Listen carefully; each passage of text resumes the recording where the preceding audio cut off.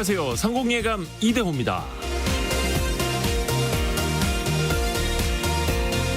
이탈리아의 엔지니어이자 에세이 저자인 알베르토 브란돌리니는 이런 말을 했습니다. 헛소리를 반박하는 데 필요한 에너지는 그 헛소리를 하는 것보다 10배는 더 든다. 무책임하게 한두 마디를 던지는 건 쉽지만 그걸 주워 담는 건 불가능하고 사실을 바로 잡는 데도 엄청난 에너지가 필요합니다. 그리고 인터넷, 모바일 시대에는 언론 기사든 소문 하나든 SNS 한 줄이든 그 영향력과 파급력이 더 빠르고 더 강해지고 있죠. 어느 책에선가 이런 글귀를 본 적이 있는데요. 바보가 우물에 던진 돌은 50명의 현인도 되찾아오지 못한다. 우리가 그 현인일 수도 있겠지만 때로는 우물에 무심코 돌을 던지는 한 사람일 수도 있다는 걸 잊지 말아야겠습니다. 자, 8월 28일 월요일 성공예감 이대호입니다. 시작합니다.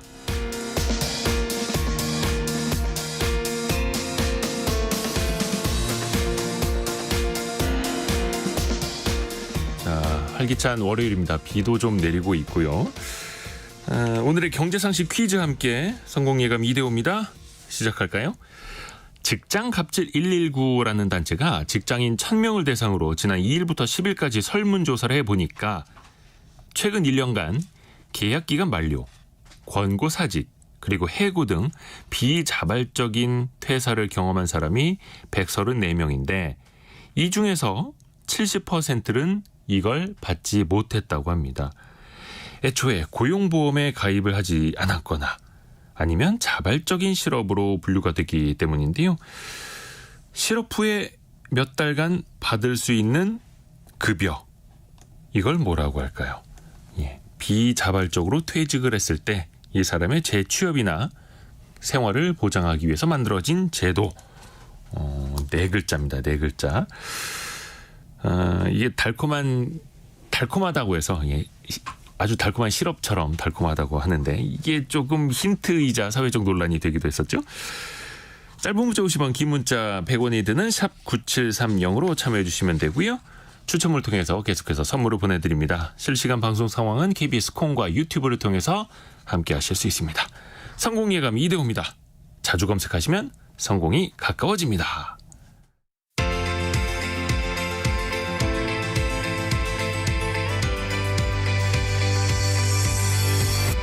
KBS 1라디오 성공예감 이대호입니다.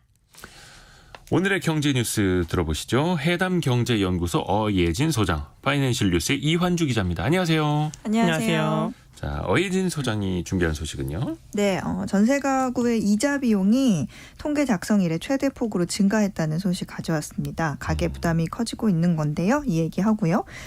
정부가 추석 연휴와 개천절 사이에 낀 이 10월 2일을 임시 공휴일로 검토하는 가운데 경제계가 굉장히 환영을 하고 있습니다. 이 소식까지 전해드리겠습니다. 네, 자 그리고 이환주 기자 소식은요? 네, 철근 빠진 일명 순살 아파트를 건설한 GS건설이 정부로부터 10개월 영업정지 처분을 받게 됐는데요. 관련해서 앞으로의 업계 전망 준비했고요. 금융감독원이 대규모 환매 중단 사태를 빚은 디스커버리 펀드 판매사에 대한 재검사에 나섭니다. 네. 향후 파장까지 함께 살펴보겠습니다. 자, 어예진 소장부터 들어보죠. 네. 아까 전세 가구, 그러니까 전세 살고 있는 사람들의 이자 부담이 더 커지고 있다라는 건데 네. 얼마 정도 되나요? 전세 가구의 이자 비용이 처음으로 월 평균 20만 원을 넘어섰습니다. 이게 처음으로? 예, 통계청에 따르면 올해 2분기 전세 가구의 가구당 월 평균 이자 비용은 21만 4천 원으로 작년 이맘때보다 67%, 금액으로 하면 8만 6천 원이 더 늘었습니다. 그런데 내가 지금 한 달에 내는 이자가 얼마인데 월 평균이 21만 원이라고 이렇게 생각하실 수 있을 것 같아서 부가 설명을 좀 드리면 이 통계가 전세 대출을 받은 사람들만 가지고 통계를 낸 건 아니고요. 전세 가구 전체로 이자 비용을 계산하기 때문에 금액이 좀 이렇게 낮아진 겁니다. 또 전세 사는 사람들이 받은 온갖 대출을 다 더한 거라는 의미에서 여기에는 이제 현금 서비스, 카드론, 저축은행 대출 같은 이런 고금리 대출도 포함이라는 점을 좀 설명을 먼저 드리겠습니다. 아무튼 이 전세 가구의 이자 비용 통계는 2019년에 처음 집계가 됐는데 이번이 통계 작성 이후에 최대폭 증가입니다.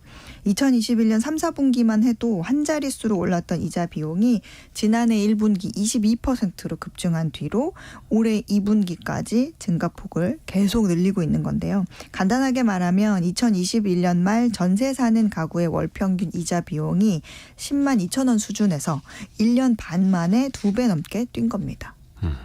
역시 금리 때문이겠죠. 금리가 올라서. 맞습니다. 지난해부터 본격적으로 높아진 이 고금리 기조 때문인데 전세 대출 금리가 너무 높으면 사람들이 차라리 가진 돈으로 월세를 살지 전세는 조금 안 들어가게 됩니다. 심리상. 보통은 이제 자가인 가구보다 전세 가구가 대출금을 보유한 비중이 높은 만큼 이 금리 인상 영향이 조금 더 직접적으로 나타날 수 있고요. 또 상대적으로 전세 대출이 금리가 높은 영향도 컸기 때문입니다. 또 전세 가구가 받은 이 전체를 따진 것이라서 현금 아까 앞서 말씀드렸듯이 현금 서비스 카드로 뭐 저축은행 같은 그런 대출도 있을 건데 그럴 때는 이 또 최근 몇 년과 같은 경기 상황에서는 네. 아무래도 자가 가구보다 전세 가구가 좀 자금력이 부족한 세입자인 경우가 많기 때문에 이렇게 이자 비용 부담이 1년 반 사이에 좀 급격하게 늘었다 이렇게 볼 수 있겠습니다. 그러다 보니까 전세 살고 있는 분들하고 자가에서 살고 있는 분들하고 이자 역전 현상도 나타난다고요? 네, 그렇습니다. 그 전세 가구 이자 비용이 자가 가구의 이자 비용을 넘어서는 역전 현상도 뚜렷해지고 있는데요. 통상 그 전세 가구 이자 비용이 자가인 가구에 비해서 더 적거나 또는 좀 비슷한 수준이거든요. 그런데 지난해 1분기 이미 자가 가구의 이자 비용을 전세 가구가 넘어섰고 또 올해 2분기에는 그 격차가 7만 원까지 벌어진 겁니다.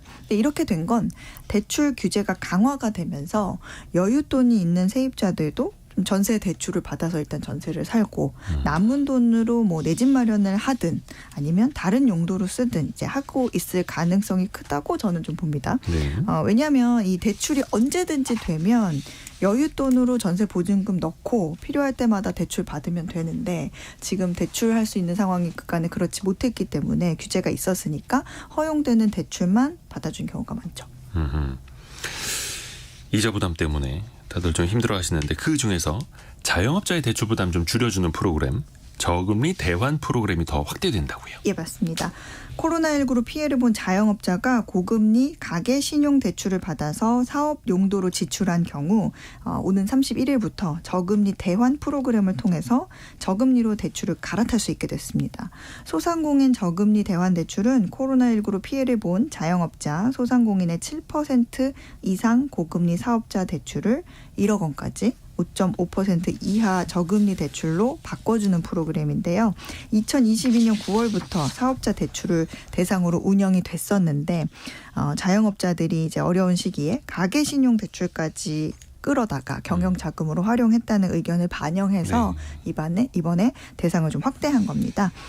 대환을 신청하려는 자영업자는 한글 도메인으로 저금리로 .kr을 통해서 신청 대상 대출과 자세한 신청 절차 확인할 수 있고요. 그 인터넷 주소가 한글로 네, 저금리로 .kr 네. 저금리로 한글로 친 다음에 .kr 예. 이렇게 쳐야 되네요. KR은 영어로. 예. 네네네. 네. 신청 및 상담은 31일부터 전국 14개 은행 영업정에서 대면으로만 가능합니다. 소상공인이 기존 저금리 대환 그 프로그램을 통해서 보유 중인 5년 만기 대출도 31일부터 10년 만기 대출로 갱신을 할 수가 있습니다. 1억 원까지 5.5% 이하 대출로 바꿔주는 프로그램이다. 좋은 소식 고맙습니다. 자, 그리고 이완주 기자.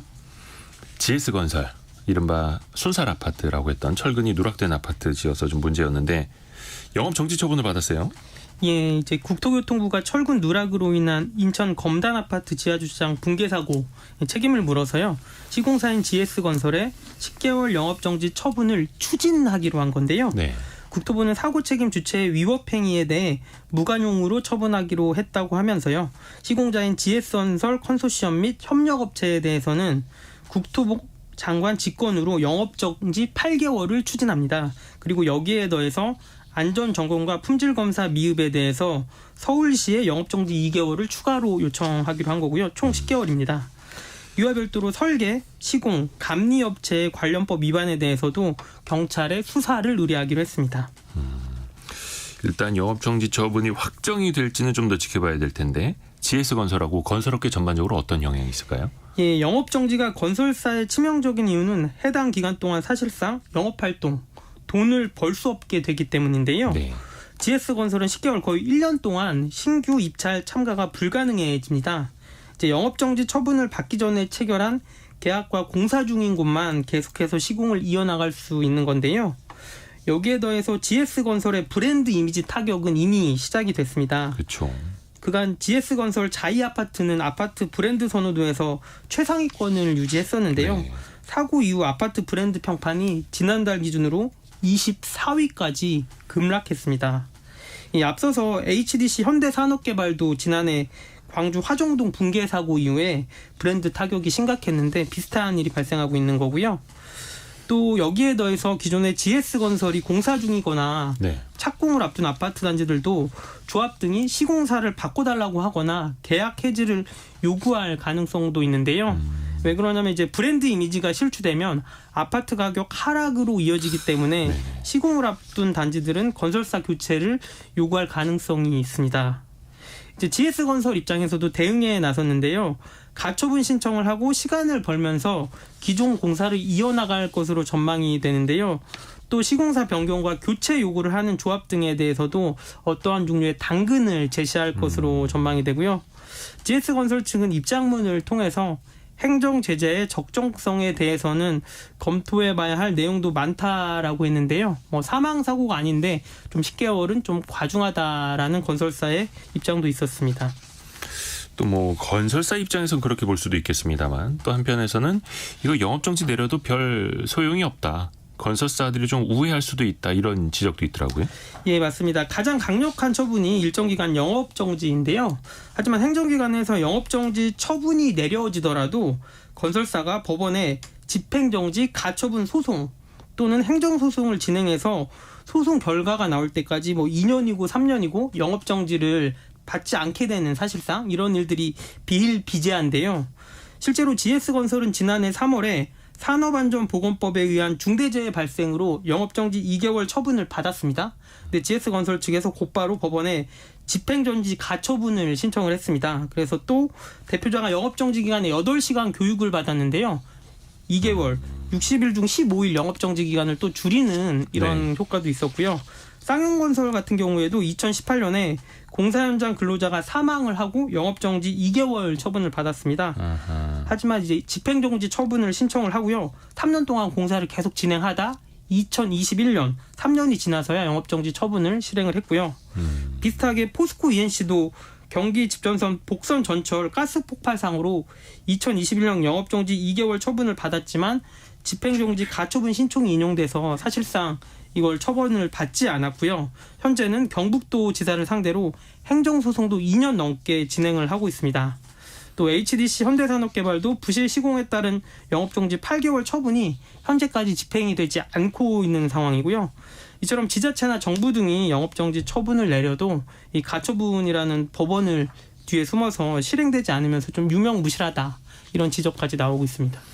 실제로 영업정지 처분을 당해도 그게 시행이 되기까지는 굉장히 난관이 많네요. 그리고 이제 한간에서는 이제 많은 분들이 예. 영업 정지를 당하면 그럼 그 기간 동안에 하자 보수도 정지가 되는 겁니까? 아하. 그런 궁금증을 말씀하시는 분들이 계시는데 하자 보수는 문제없이 진행이 되고 그쵸. 그 기간 동안 신규 수주만 안 되는 거죠. 신규 영업만 못하는 거고 기존에 수주했던 곳은 계속해서 건설을 할 수가 있는 거고. 자, 어예진 소장. 이게 반가운 소식일지 또 조금 안 좋아하시는 분들도 계실 것 같은데 네. 추석 연휴부터 개천절까지 그 사이 하루를 더 쉴 수도 있다고요? 네, 그렇습니다. 올해 추석 연휴와 개천절 사이에 낀 그 10월 2일 하루를 임시 공휴일로 지정하는 방안을 검토 중입니다. 근데 만약에 10월 2일이 임시 공휴일로 지정이 되면 이 6일간의 황금 연휴가 가능해지는 거라서 뭐 여행 계획 세우신 분들도 좀 여유 있게 계획을 세우실 수 있을 텐데 정부가 임시 공휴일을 적극적으로 검토하는 거는 아무래도 내수 경기 진작 효과를 좀 기대하기 때문입니다. 네.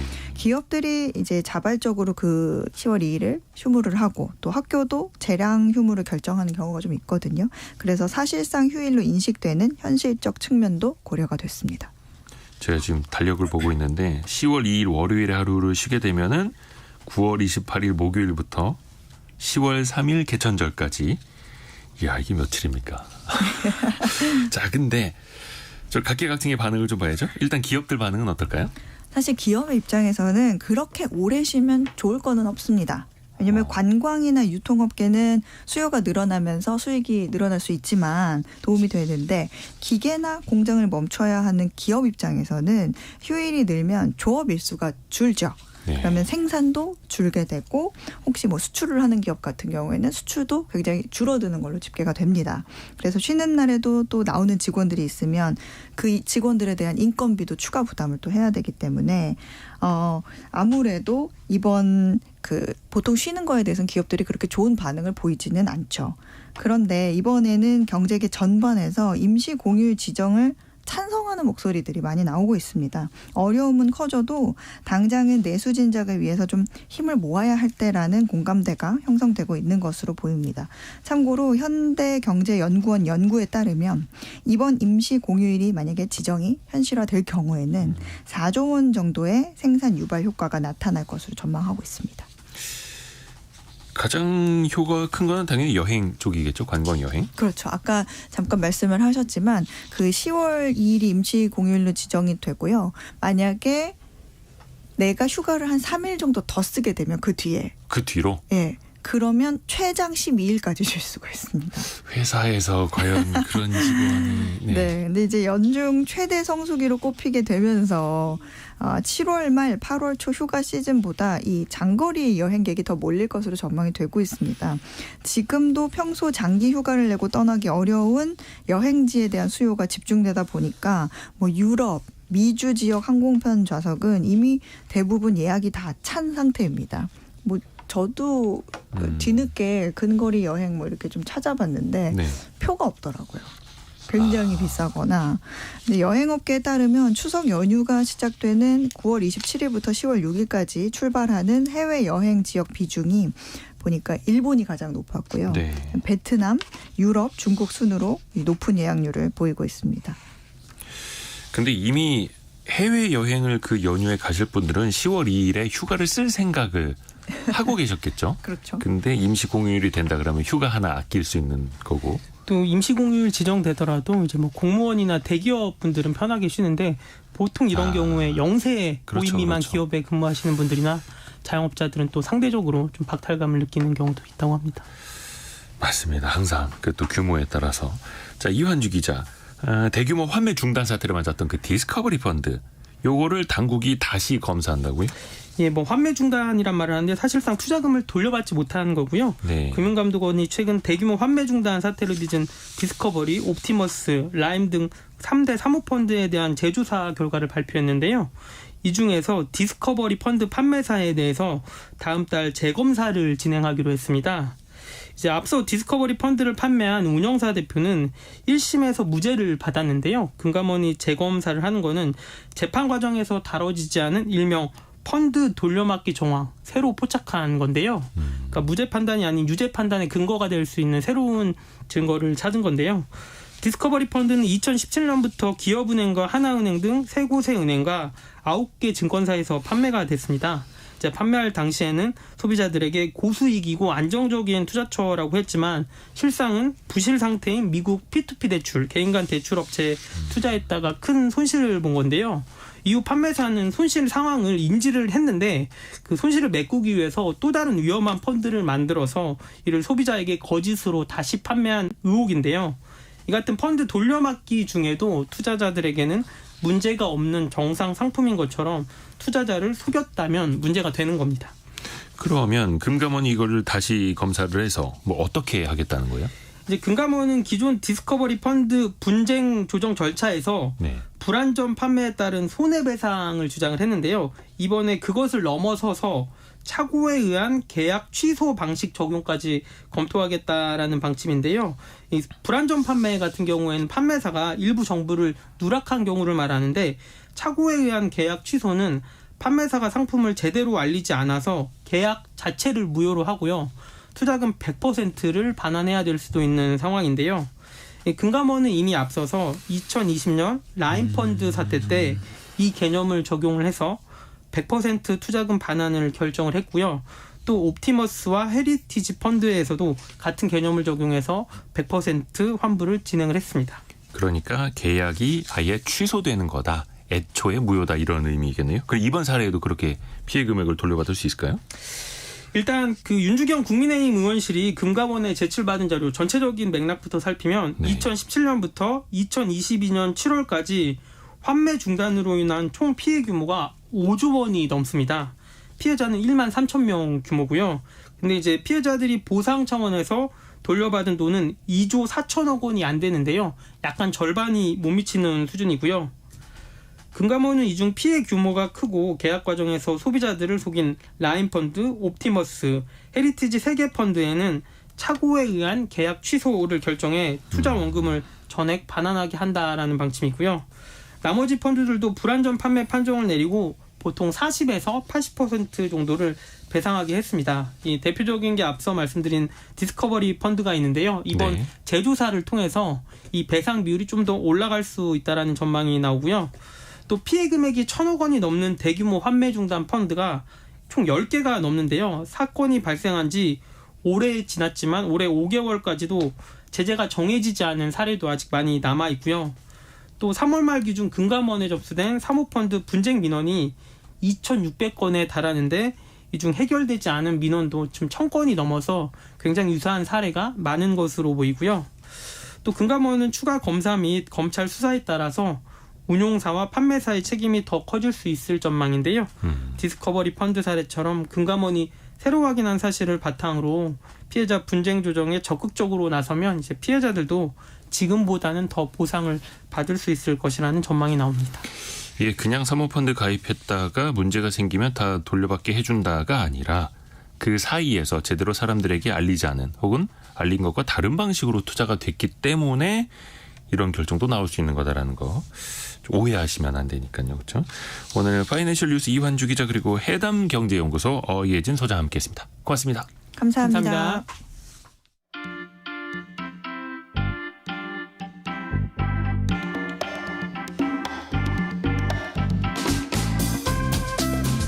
지금 여러분께서는 KBS 일라디오 성공예감 이대호입니다를 듣고 계십니다. 참여해주신 여러분께는 추첨을 통해 헬시 허그에서 한국인의 건강한 두피에서 찾아낸 두피 유래 유산균을, 판촉물 전문 그룹 기프코, 기프코에서 텀블러 세트를, 아름다운 식탁 창조 주비푸드에서 자연에서 갈아 만든 생와사비를, 쉽고 빠른 판촉물 제작 시너지 기프트에서 고속 충전 케이블을, 그리고 성공예감에서 준비한 커피 쿠폰을 보내드립니다.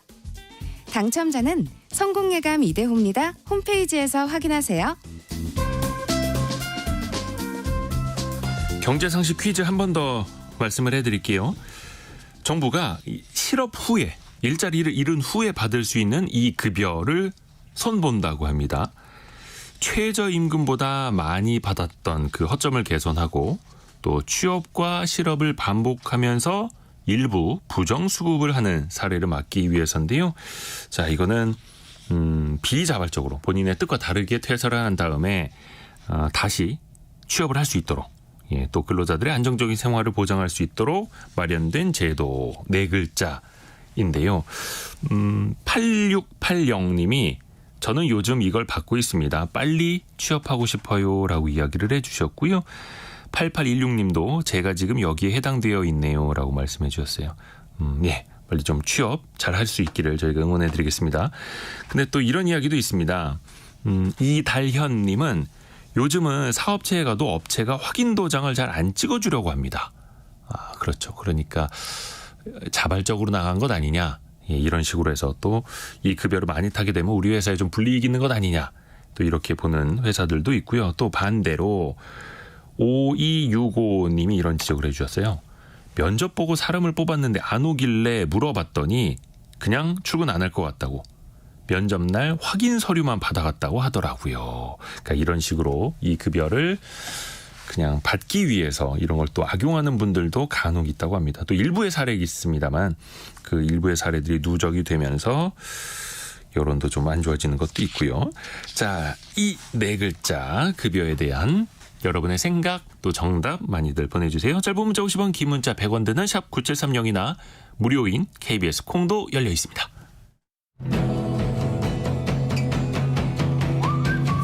오늘의 움직임에 주목하고 세상의 흐름을 놓치지 않습니다.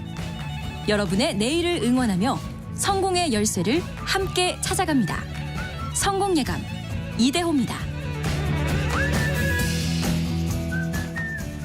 오늘 경제상식 퀴즈는 일자리를 잃은 분들과 관련된 그 급여 내용인데, 자, 그런데 투잡, 쓰리잡, 부업을 뛰시는 분들도 많습니다. 한 푼이라도 더 벌어야죠. 통계청 자료를 보니까 지난해 투잡 그리고 부업을 하는 분들이 54만 명을 넘었다고 합니다. 자, 그런데 부업으로 돈을 더 벌게 되면 이거 세금은 어떻게 해야 되는지, 어떻게 신고를 해야 되는지, 혹시 신고 잘 안 했다가 가산세를 맞을 수도 있는데 따져봐야죠. 슬기로운 세무세원 시간입니다. 누리세무그룹의 김철훈 세무사입니다. 안녕하세요. 안녕하세요. 혹시 세무사님도 네. 솔직히 투잡 해보신 적 있으세요? 저는 지금도 여기 나오는 방송에 출연하는 것 자체도 두 번째 자리이기 라디오 때문에 출연이 맞습니다. 부업이구나. 그걸 놓고 제가 여쭤봤네. 그러면 만약에 회사 일 마치고 뭐 이렇게 라디오 하시는 분들은 별로 없으시겠습니다만 대리운전이나 배달이나 편의점 알바나 이렇게 부업하시는 분들이 있잖아요. 예. 그런 분들도 그럼 이걸 다 세금을 따로 내야 되는 건가요? 네, 이러한 분들 아르바이트 소득도 다 이제 세법에서는 일용소득이라고 해서 다 정해놨어요. 네. 그래서 한 명의 사장 밑에서 3개월 미만 동안 일을 한다거나 아니면 만약에 건설업이라고 한다면은 1년 미만 동안 정사하는 사람들을 일용직이라고 이야기를 하고요. 뭐 일당이나 시급으로 해갖고 돈을 받게 되면은 여기에 대해서도 다 세금을 떼게 되어 있습니다. 그래서 뭐 이런 분들은 대부분 알바비를 받을 때 세금이 미리 떼고 들어오고요. 네. 그렇기 때문에 따로 이거에 대한 세금 신고는 뭐 신경 쓰지 않아도 됩니다. 그리고 뗀다고 하더라도 본인의 일당이 15만 원 넘는 부분에 대해서만 세금이 떼어지고요. 그 이하라고 그러면은 이제 세금이 떼어지지 않기 때문에 뭐 크게 걱정하실 건 없고요. 본래 다니는 직장에 연말 정산만 하면은 끝나게 되어 있습니다. 이른바 그 원천징수라고 맞습니다. 해서 받는 거죠. 네. 근데 이게 하루 일당이 15만 원이 넘지 않으면 세금 안 떼고 들어올 수도 있는 거예요? 15만 원 이상에 대한 부분에 대해서만 세금을 떼고요. 그렇기 때문에 뭐 15만 원 일당이 안 된다 하면은 걱정하시지 않으셔도 됩니다. 근데 이게 또 나중에 금액이 뭐 14만 9천 원씩 누적이 되면 또 얘기가 달라요. 아니요. 하루에 15만 원이고요. 거기에다가 추가로 예. 또 뭐 세금을 계산을 해봤더니 1,000원 미만이더라 예. 하면은 그것도 세금을 이제 징수하지 않기 때문에 사실 15만 원보다도 좀 더 번다고 하더라도 일당으로 번다고 하더라도 세금은 없습니다. 아, 그래요? 네. 좀 케이스별로 좀 살펴볼게요. 3.3%라고 해서 네. 이거 원천징수돼서 들어오는 분들 일명 이제 프리랜서 맞습니다. 아니면 외부에 프리로 이렇게 일을 뛰시는 분들. 근데 이분들은 연말정산이랑 종합소득세 이거 2번 내야 됩니까? 2번 신고해야 됩니까? 네, 이렇게 프리랜서 같은 분들은 이제 인적 용역을 제공하는 소득자라고 해서 사업소득으로 보통 분류를 하고요. 네. 하나의 뭐 회사에 소속되지 않고 자유롭게 이제 계약을 맺으면서 이제 용역이나 서비스를 제공하는 분들을 말을 해요. 그래서 보통 이제 배달을 대행하는 분들이라든지 아니면 유튜브 영상 편집하는 분들 아니면 번역 업무하는 분들 이런 분들을 보통 이제 프리랜서라고 보는데 본인이 직접 직장을 다닌다고 하면은 거기에서 나오는 근로소득에 대해서는 회사에서 연말정산을 할 거고요. 여기에 이제 추가로 이제 프리랜서 소득이 있다면은 자기가 연말정산한 소득과 더해서 다음 연도 5월에 종합소득세 신고를 해야 됩니다. 이제 프리랜서 소득은 이제 받을 때 미리 3.3% 원천징수를 돼가지고 이제 떼고 받는데요. 이 내용들은 이제 국세청이 다 보고가 미리 다 되어 있어요. 네. 그래서 이 종합소득세 신고를 해야 되고요. 이때 미리 떼어졌던 3.3%는 환급을 받을 수도 있고요. 아하. 그리고 소득이 많다고 그러면 또 더 토해낼 수도 있으니까는 신고를 꼭 하셔야 됩니다. 소득 금액에 따라서. 이게 저희가 오늘 주제가 이제 투잡이니까 네. 직장을 다니는 거는 연말정산을 하고 프리랜서로서 소득을 얻는 건 다음 해 5월에 종합소득세 신고를 해야 되는 거고 예. 그 세무사님도 내년 5월에 KBS에서 받은 출연료를 네. 종합소득세 신고를 해야 돼. 뭐 얼마 안 되겠습니다. 그리고 또 회사 다니면서 요즘에 그 무인 매장 네. 아니면 온라인 쇼핑몰 이렇게 투잡하시는 분들도 있거든요. 네. 이분들이 그러니까 직장인인데 근로소득이 있는데 사업자 등록을 내는 거는 어렵지 않은 거예요? 네, 쉽습니다. 요즘에는 이제 온라인으로도 사업자 등록을 낼 수가 있어요. 예전에는 직접 세무서 방문을 했어야 되는데 네. 이제 뭐 사업하는 곳에 그 장소에 대한 임대차 계약서 그리고 뭐 온라인 쇼핑몰이다 이러면은 통신 판매업과 같은 이런 신고 필증이라든지 이런 인허가증만 준비를 하시면은 사업자 등록을 쉽게 낼 수가 있어요. 그래서 이제 사업자 등록을 냈다 그러면은 사업자가 되기 때문에 다음 연도 5월에 종합소득세 신고를 해야 되고요. 네. 특별히 돈을 많이 버는 분들이다 하면 6월에 신고를 하게 됩니다. 이때는 이제 본인이 회사를 다니면서 받았던 근로소득과 합쳐갖고 세금 신고를 하게 되고요. 이제 뭐 사업소득이 많지 않다 그러면 월급을 받을 때마다 내 월급에서 떼어졌던 근로소득세를 환급을 받게 될 수도 있습니다. 아하. 그리고 또 오프라인 이런 매장뿐만이 아니라 온라인으로 특히 SNS 같은 걸로 유튜버라든지 뭐 블로거 네. 또 막 SNS 가지고 뭐 물건을 파시는 분들도 많은데 그런 분들은 어디에 해당이 되는 겁니까? 네, 이렇게 뭐 온라인으로 판다고 해서 뭐 딱 일률적으로 정해져 있는 게 아니고요. 네. 이제 법인을 냈느냐 안 냈느냐 해서 따라서 개인 사업자나 법인 사업자로 우리가 구분을 할 수가 있고요. 직원을 뒀느냐 아니면은 뭐 사무실이라든지 일정 공간이 있는 스튜디오 같은 게 있느냐에 따라서 부가세 과세 사업자가 될 수도 있고 면세 사업자가 될 수도 있습니다. 그래서 뭐 유튜버 같은 경우로 예를 들면은 MCN이라고 해서 네. 일명 유튜버 기획사 그렇죠. 이런 게 있습니다. 여기 소속이 아닌 일반 유튜버 같은 경우나 뭐 크리에이터 같은 경우라면은 과세 사업자로 간다면은 1년에 부가세 신고를 2번을 하고 납부를 해야 되고요. 네. 면세 사업자 같은 경우는 부가세 신고는 안 하는데 네. 대신에 내가 어떤 사업을 하고 있다라는 면세 사업장에 대한 현황 신고라는 걸 하게 됩니다. 1년에 한 번요. 그리고 요 두 과세 사업자든 면세 사업자든 1년에 한 번은 종합소득세 신고를 해서 신고하고 납부도 해야 됩니다. 과세 사업자든 면세 사업자든 종소세는 신고를 해야 된다. 네. 그리고 회사 다니면서 투잡하시는 분들이 네. 요즘에 회사가 알기를 원치 않는 분들도 좀 있더라고요. 네. 이거를 숨길 수 있을까요? 끝까지? 네.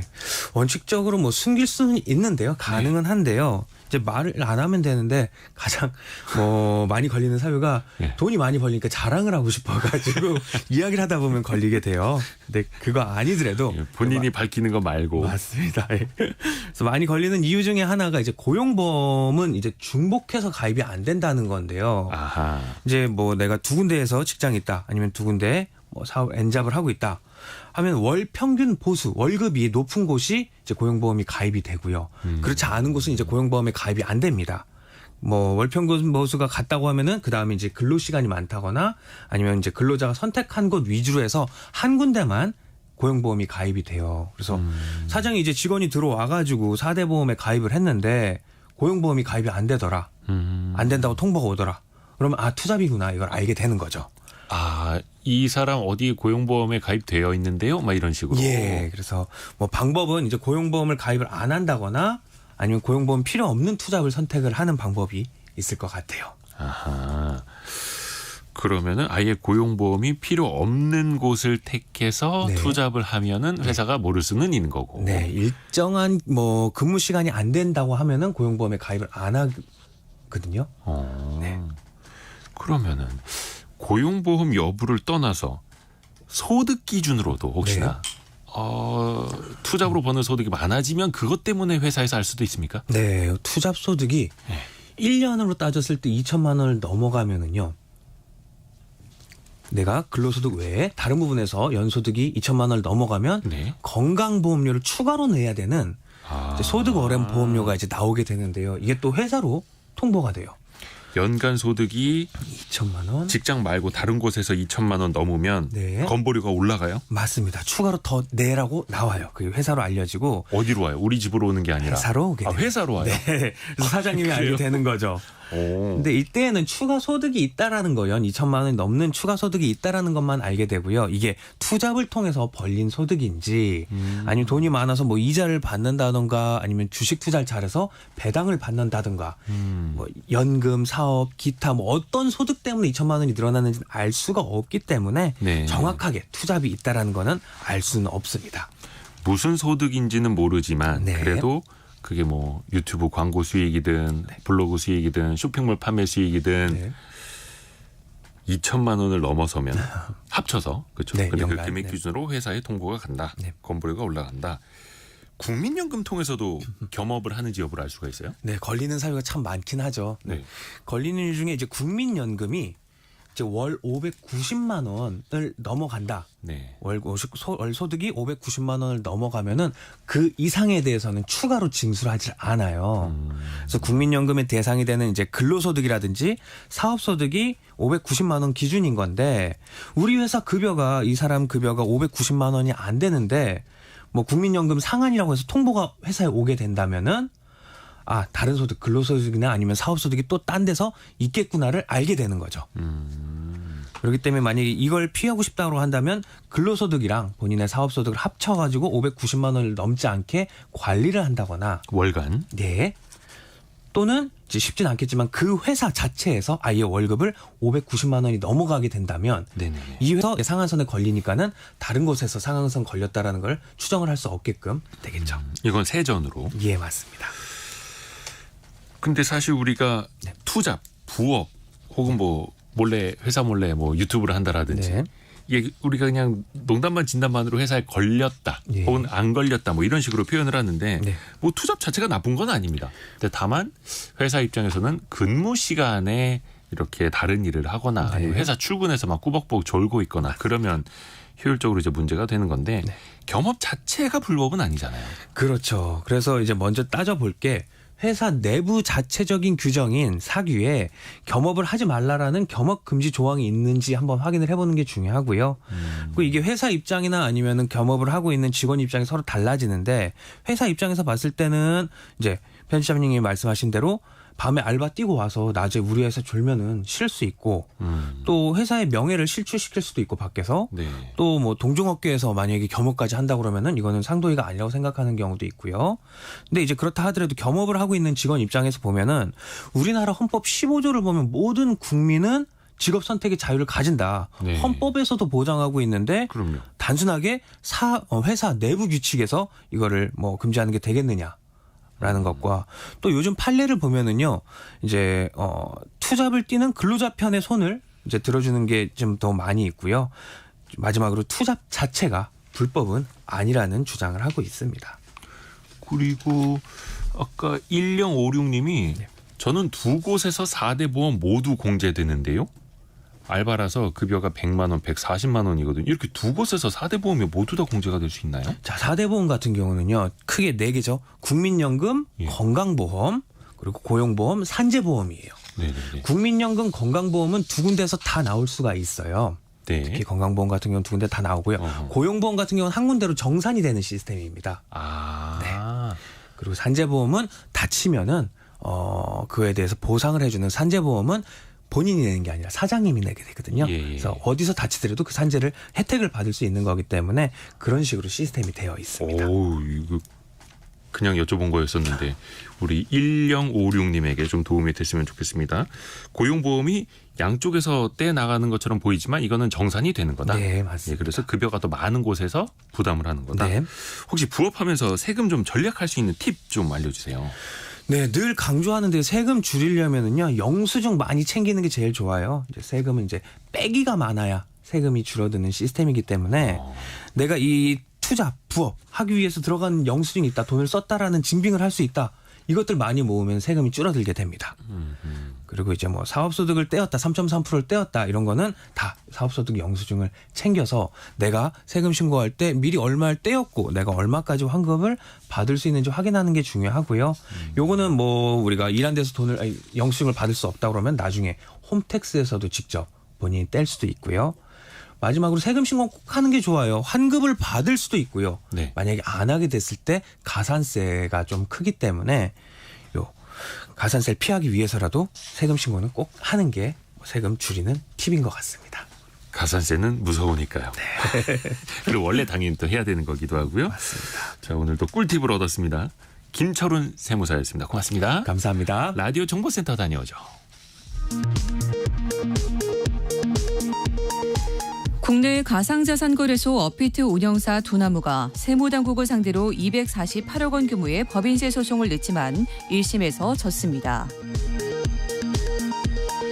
미국 노동총연맹 산업별 조합회의 등 대형 노동단체들이 조지아와 엘라베마주에 대규모 공장을 건설하는 현대자동차에 일종의 단체 협약을 요구하는 서한을 보냈다고 뉴욕타임스가 보도했습니다. 후쿠시마 원전 오염수 방류 상황을 점검할 우리나라 전문가들이 어제 일본 현지에 도착했습니다. 우리 측 전문가의 후쿠시마 현지 방문은 오염수 방류 개시 사흘 만에 이루어졌습니다. 진화 러먼도 미국 상무장관이 어제 오후 늦게 중국 베이징에 도착해 나흘 동안의 방중 일정을 시작했습니다. 미국 상무장관의 중국 방문은 7년 만입니다. 지금까지 라디오 정보센터 뉴스 정한나였습니다.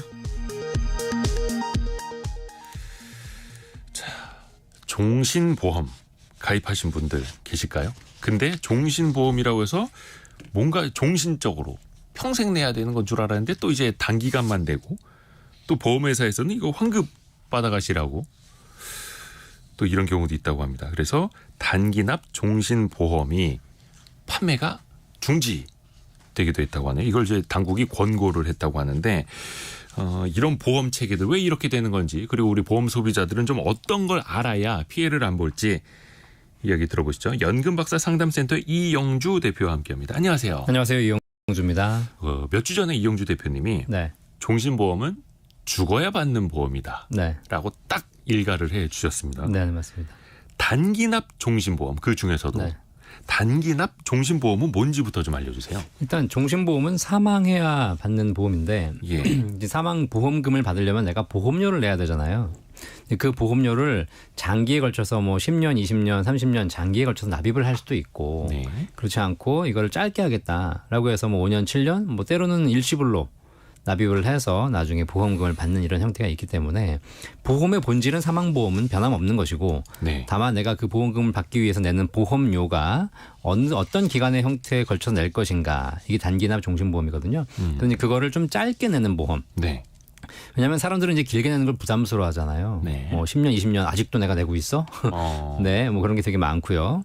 그다음에 이제 짧게 내면서 일시불로 완납을 하기 때문에 그다음에 이제 점점점 환급률이 좀 올라가거든요. 예. 그래서 사실 장기로 내면 길게 내도 환급률이 잘 안 올라가다 보니까 중간에 해지하는 경우에 손실을 볼 가능성이 커지는데 아무래도 짧게 내면 빨리 내기 때문에 네. 환급률이 좀 올라간 효과가 있습니다.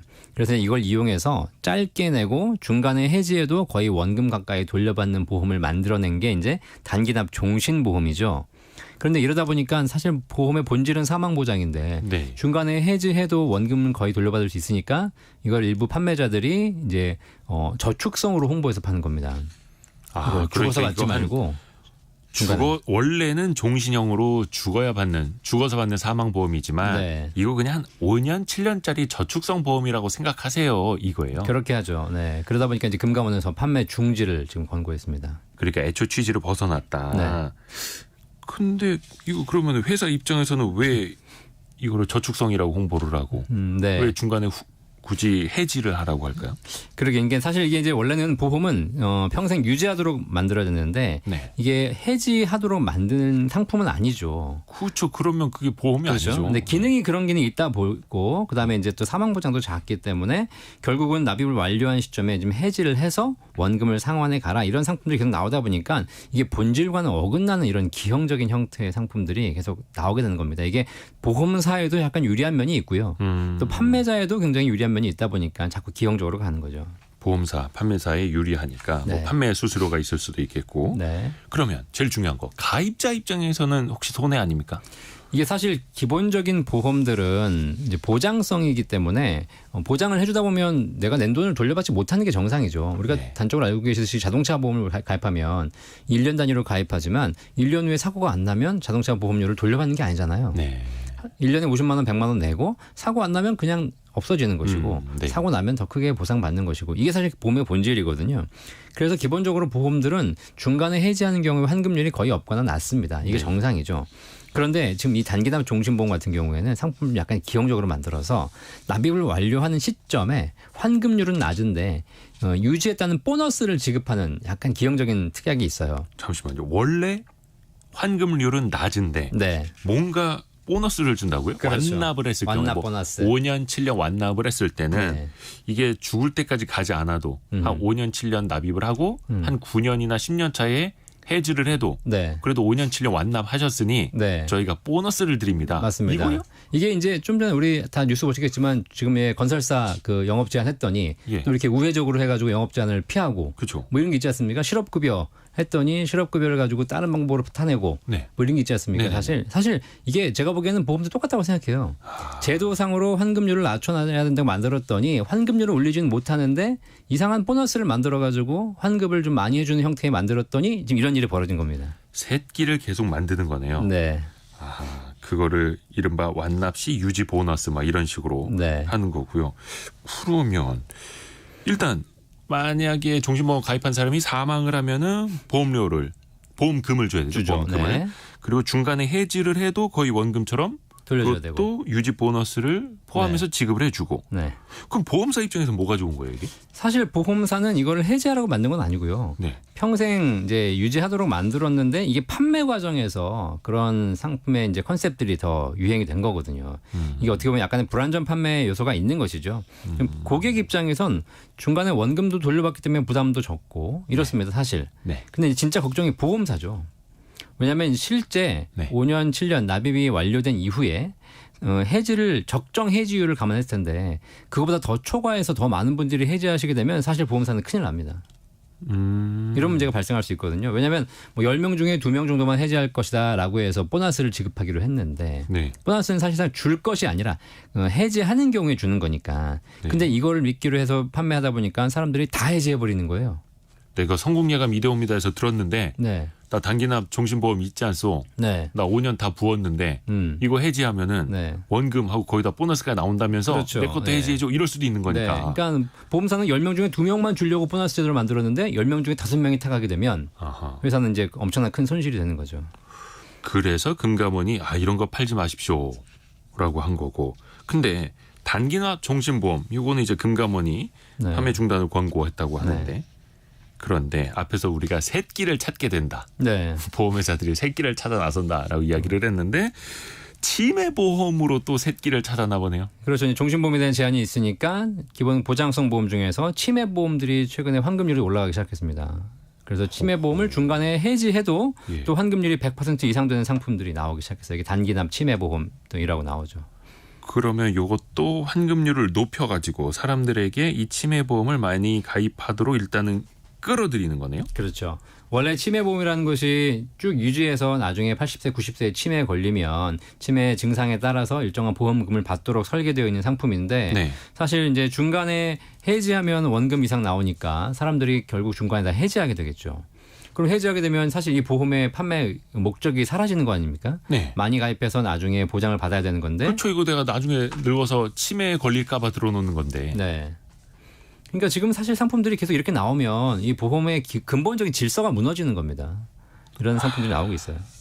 기본적인 보험의 질서가 무너지는 거다. 네.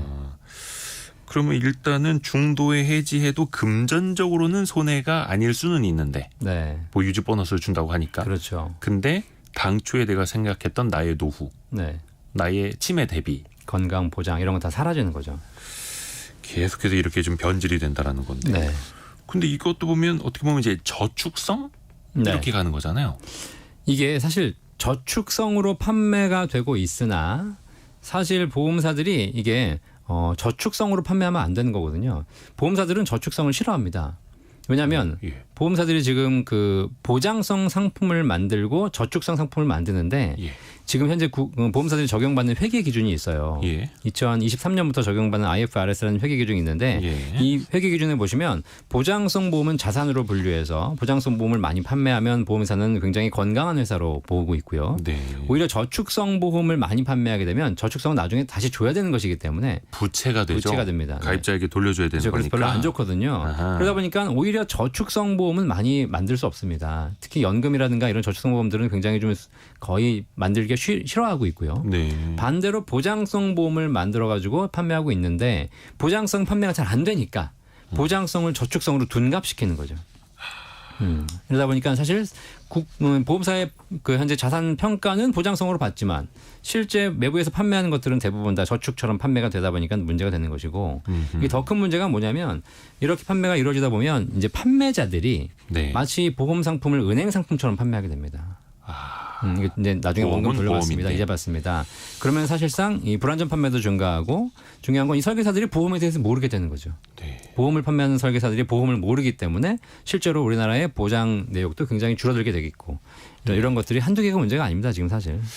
5720님이 종신보험은 나를 위한 게 아니고 가족을 위한 보험입니다라고도 이야기를 해주셨고요. 맞습니다. 좋은 네. 지적입니다. 그러면 지금 시간이 거의 없는데 금융소비자들이 이거 어떻게 대처해야 하는지도 짧게 좀 부탁드립니다. 이게 사실 뭐 이런 상품이 나왔을 때 딱 들어보면 괜찮은 것 같아요. 그래서 이제 이건 뭐 나중에 해지해도 원금 받고 뭐 죽으면 보장금도 받고 가입하실 수가 있는데 사실 이렇게 본질에 맞지 않는 상품을 계속 선택하게 되면 나 하나는 좀 좋을지 모르겠지만 전체적으로 질서가 무너지는 그런 부분이 있습니다.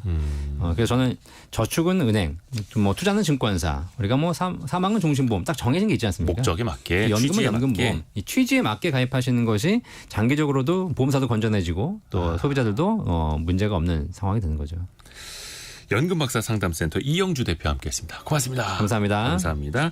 자, 2부에서는 저희가 개미스쿨 오늘 김학균 센터장과 함께 지난주에 있었던 미국의 잭슨홀 그리고 또 미국과 중국 간의 또 다른 줄다리기 여러 가지를 한번 또 다뤄보겠습니다. 잠시 뉴스 듣고 저희 10시 5분에 다시 돌아오겠습니다.